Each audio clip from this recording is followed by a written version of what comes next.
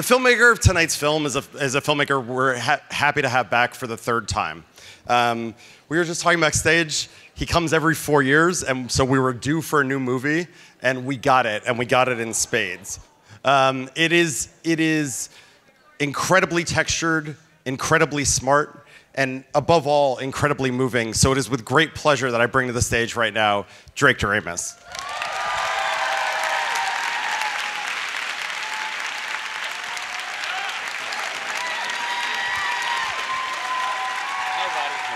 Thank you, buddy. Oh.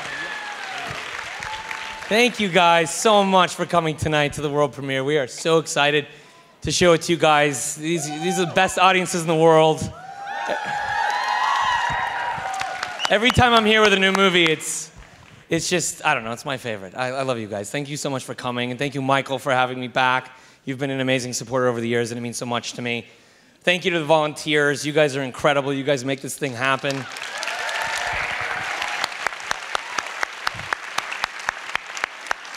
Without you guys, there wouldn't be any movies. So thank you guys so much. I want to thank CJ Entertainment for believing in me and making movies with me. I love you guys. You guys are incredible. All my friends that are here, my family, my loved ones, thank you guys for supporting me. Without further ado, I'd love to introduce the heartbeat of the film. I thought I knew a lot about collaboration and a lot about working with actors, but I didn't know anything until I met her. She taught me so much about friendship and love and exploration and self-discovery. She's incredible in the film, and I'm so honored and grateful to have her as my friend and my collaborator. Shailene Woodley, please come out.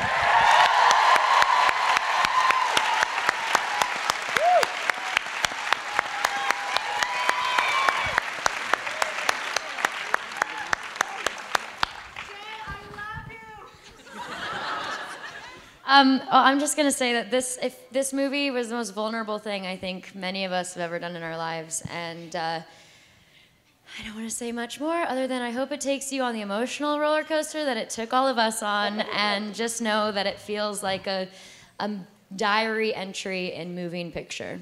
So thank you so much for being here. Thank you guys so much for coming, and we're going to be back with our entire cast for a Q&A if you want to stick around at the end. And lastly, I just want to dedicate the movie to anybody that's broken their own heart and then figured it out how to put it back together again later. Cheers, guys. Thank you. I'd like to welcome back to the stage, Drake Doremus.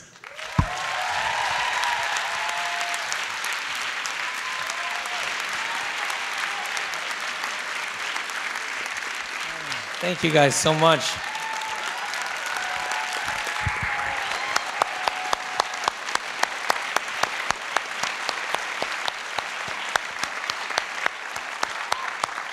Thank you guys so much. I'd love to bring up my amazing cast. Shamir Anderson, please come up here. Lindsay Sloan. Put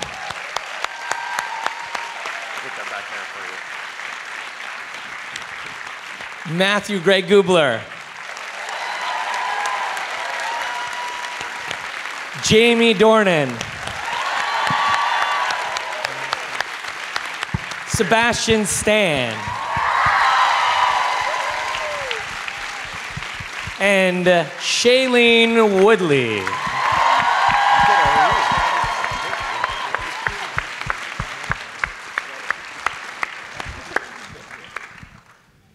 So, as we're here surrounded by your cast, I wanted to talk a little bit about how you work with actors, and this can go for all of you.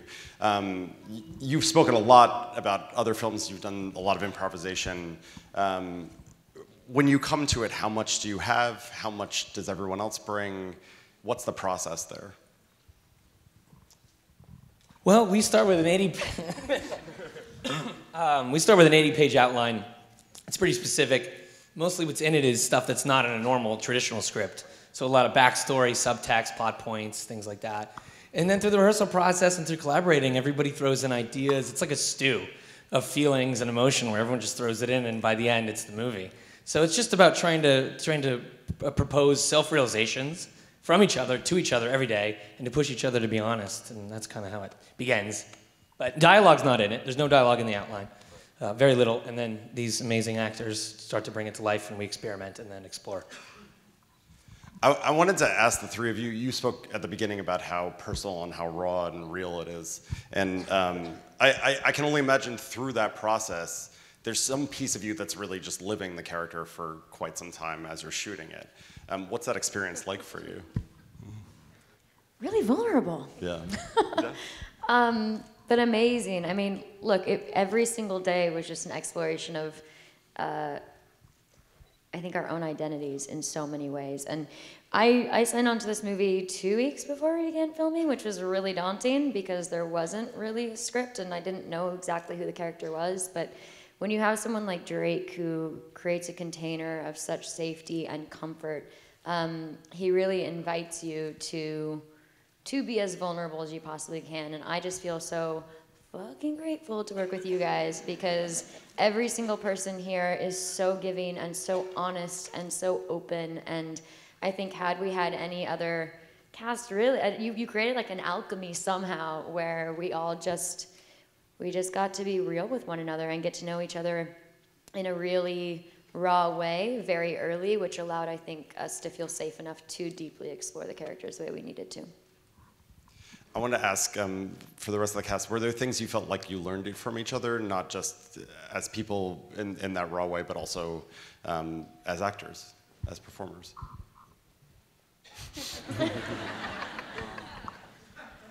Well, yeah, I mean, I think you surprise yourself. I don't know. I mean, I think, at least I certainly did. Because you never know, really. We didn't know where we were going to go with certain scenes. I mean, we had like a map, you know, of some sort. But there were moments that I think we found out about the characters strictly from just like being in the moment and improvising, throwing something out there, sometimes being way left field and then leading to an accident, and then it ends up in the movie and reveal, you know. So I like the improvisational aspect of it. I don't know. I wish we kind of could integrate that more. You know, we don't usually get to do it, I feel like, but. Yeah.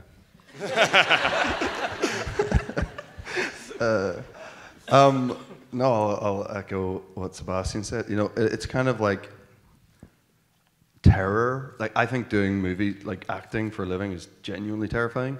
I think we all agree, like, you have that terror going into any job, no matter how scripted it is. So it's this whole new dimension of fear that I certainly hadn't really experienced before, that Drake made me feel. But then, once you crack it and you feel so safe with the people you're doing it with and with this guy, just like guiding you very gently in what he deems to be the right direction, then you just give yourself to it, and actually it's really liberating. And yeah, then it just, it doesn't ever feel easy, but it feels right. It feels more truthful than being told what to say and how to say it and where to stand. And you know, it ends up being a really beautiful way to work. Did either of you want to add? I mean, I agree. I was actually just listening to them talk, and I was just thinking about how grateful I am that this movie exists, because I'm looking at them, and I've grown up in a world watching movies where it's like you were told, like, there's a Frank and there's a Jack, and you choose one, and in the end, the movie's great because you chose the right person. And the beauty of what Drake does and what this movie does, I think, is it proves that we're all just really flawed humans trying to do the best that we can. And this movie, every day on set, felt like we were exploring that. We would just sit and talk about relationships and love and what these personal dynamics are. And it's all just messy and scary, and everyone's hearts were just bursting open. And I'm grateful. I'm a mom, I have daughters, and I'm just so happy that there are movies like this being made where it just shows that people are messy and there isn't one right choice. And you just kind of hope that you end up in a place where you feel happy and you feel fulfilled. And just as a job, this was a place where we all felt, I think, like really happy and fulfilled. You're awesome, Drake.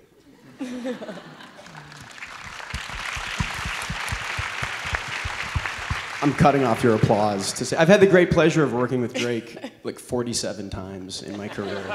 And this, like, the most special thing about him, he's one of my favorite living filmmakers and friends, but he's a director, but he's like a watercolor painter, where I think a lot of directors, I don't know if you guys feel the same, but they're sometimes very rigid and they're almost like fine oil painters where everything is exact. Drake has enough faith in his tools and in his audience to divine a certain understanding without having to beat it in or make it so precise, where the improv kind of becomes, you know, messy and beautiful and ultimately very real. And I think something that the audience can look at. This is a beautiful answer. I just realized I'm very proud of my response. Halfway in. Sorry, I know this is a very serious thing right now. Halfway in. That's what vulnerability and honesty does to you. Drake would have wanted that honest moment to continue. My point is, he's a genius. I'm very honored to be here.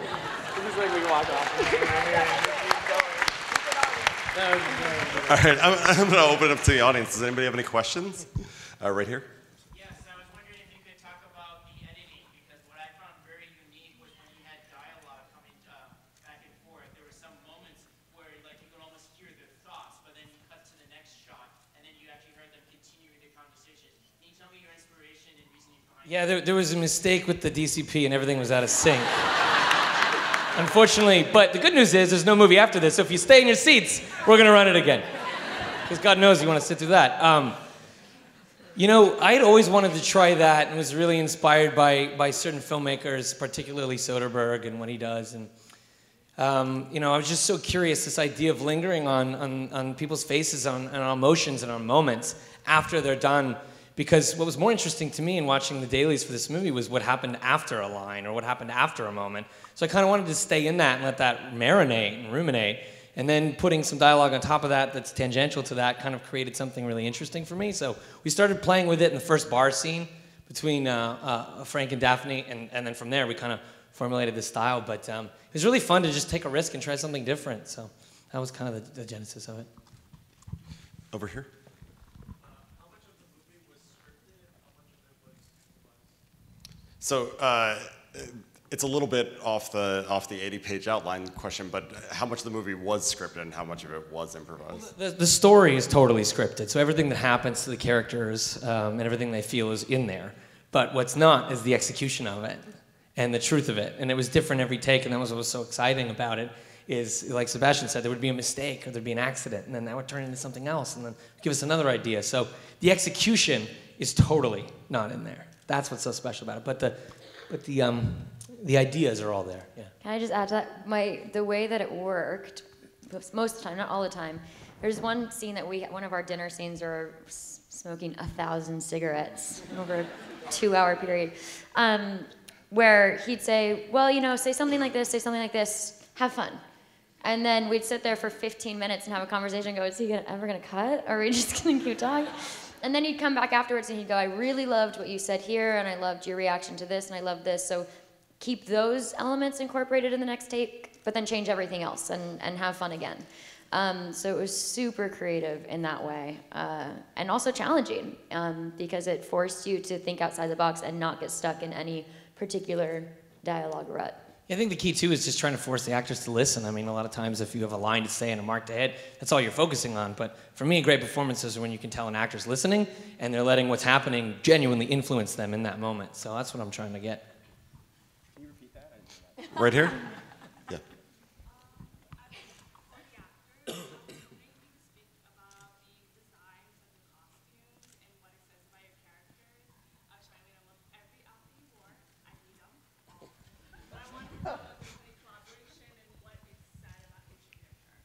So the question was for the actors, and it was about your costume design and what it says about your characters.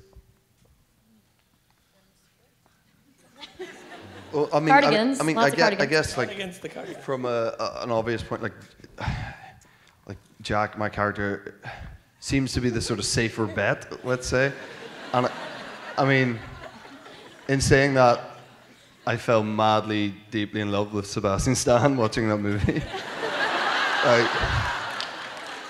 I mean, to me, there was no comparison. I was like, why would you go for that buttoned-up intellectual guy? And he's wearing that like shearling jacket, and you're having amazing sex. Anyway, that's just what I thought. Yeah, costumes.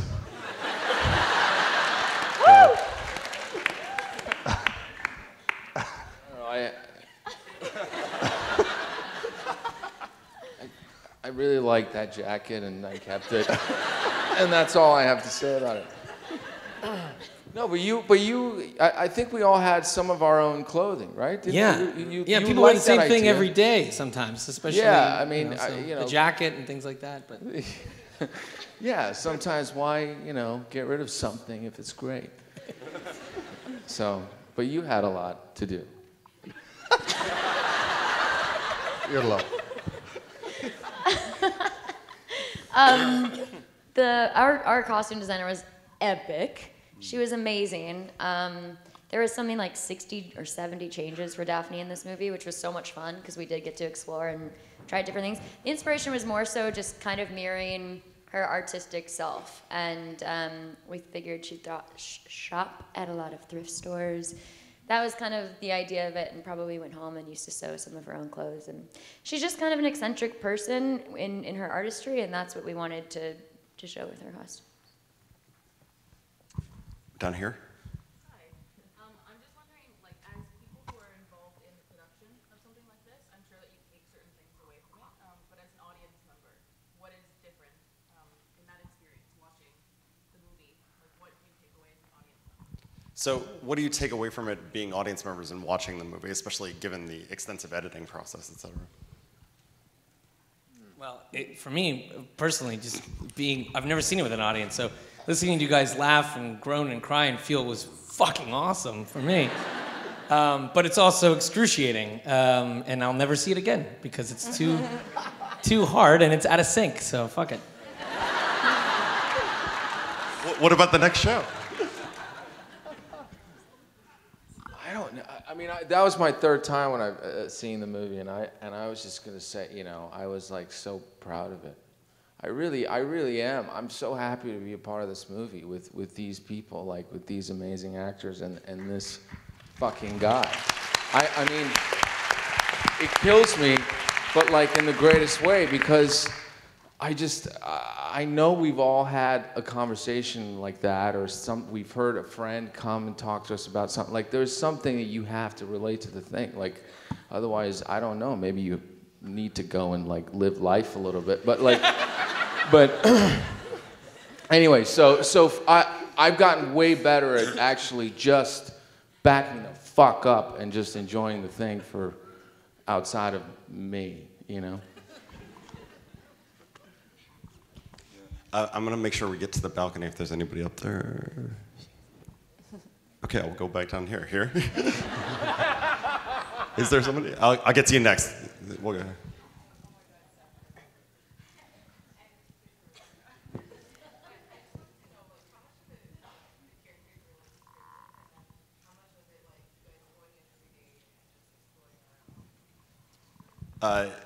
How much exploration time was spent? I think we covered this a little bit, but... Yeah, I mean, the characters are pretty descriptive. Jardine Lambert is an incredible novelist, wrote the movie with me, so she really helped me flesh these characters out, and they're really specific in the outline. But there's always 20% to bring somebody in and have them add something so that it's personal to them. It's, for me, it's about the collaborative process, so I really wanted to open it up, so the rehearsal process was important to ingratiate them into the characters and have them feel like they're personally theirs as well. So it's a little bit of both. All right. Do you see somebody up there? I don't see them. Right there. Okay, got it. Last question, right here. Right here in the center. Yeah.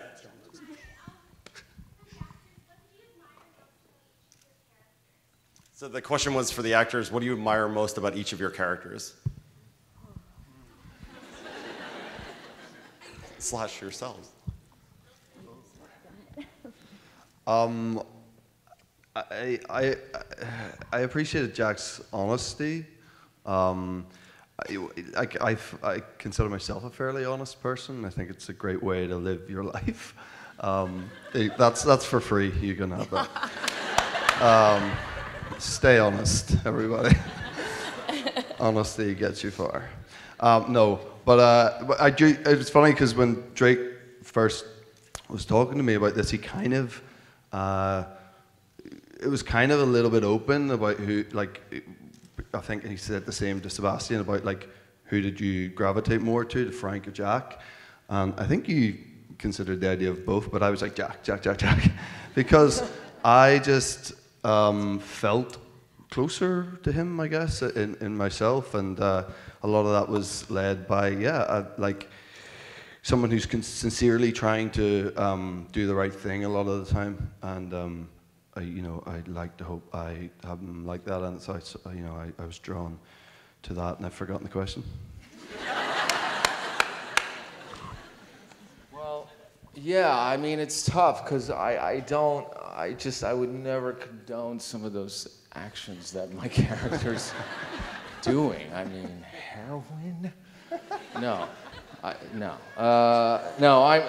So it's difficult for me because I also like really related a lot to the Jack character actually when I was reading it, but I guess I understood something about, like, I don't even know if I can really admire this, but maybe I can sympathize with him on the fact that, being really stuck by the idea of time, and that time's running out, and that life is now, and it's happening now, and at the end of the day, there's this moment that we have, and we're always chasing this moment, and it's like there's a future and the past, and you're either like worrying about what's not even here yet, or you're obsessing about something that's not even real anymore, and then you're just trying really difficult, you're doing your best to just be fucking present, but you've got an iPhone.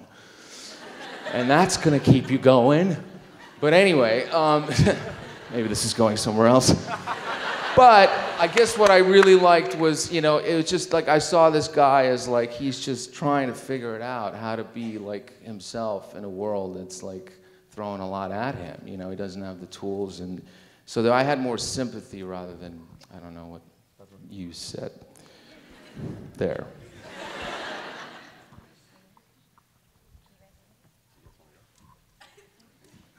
Okay.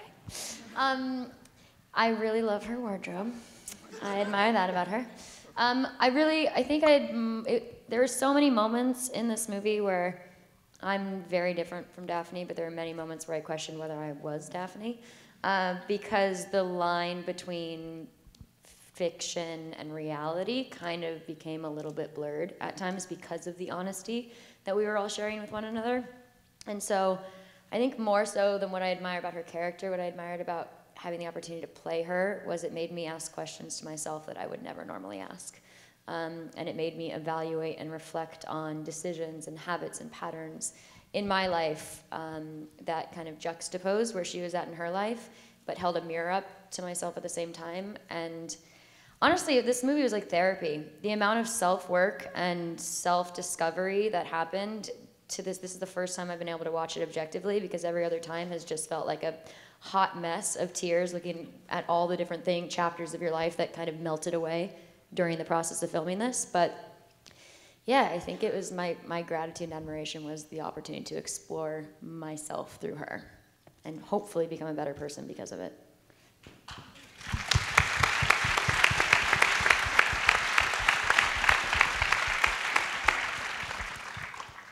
All right, well, we have to wrap up. We have to turn the theater over, allegedly, for the NSYNC version. But I want to thank you guys so much for coming and for sharing the movie with us. Thank you. Thank you.